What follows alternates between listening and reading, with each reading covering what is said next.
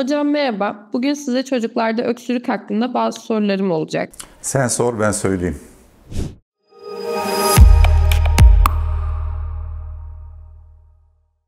Çocuklarda öksürük endişelenmemiz gereken bir şey midir? Öksürük vücudun bir savunma mekanizmasıdır. Örneğin böyle vücudun ciddi olarak algıladığı bronşit gibi, zatürre gibi bir enfeksiyonun gelişmemesi için vücudun kendisini korumak amaçlı geliştirdiği bir savunma refleksidir. Örnek verirsek üst solunum yolu ile vücudumuza giren mikrop olsun, alerjenler olsun, yabancı cisimler olsun ya da gıda maddeleri olsun.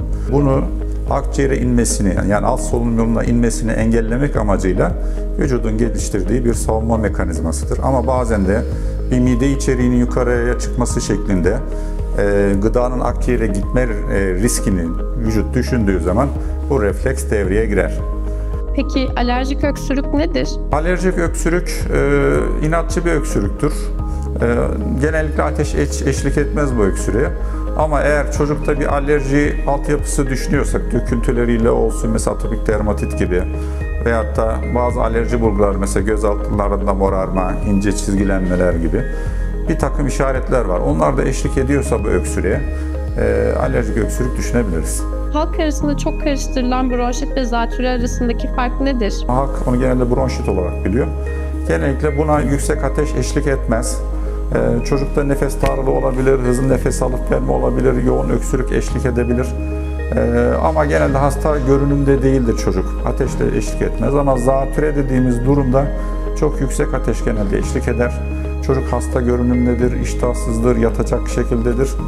Öksürürken ses kısılması neye işarettir? Şimdi ses kısılması genelde bizim nefes borumuzda, yani burada bunun iç cidarında böyle bir şişme olduğu zaman nefes alıp verirken bir hışıltı, bir hırıltı duyulabilir.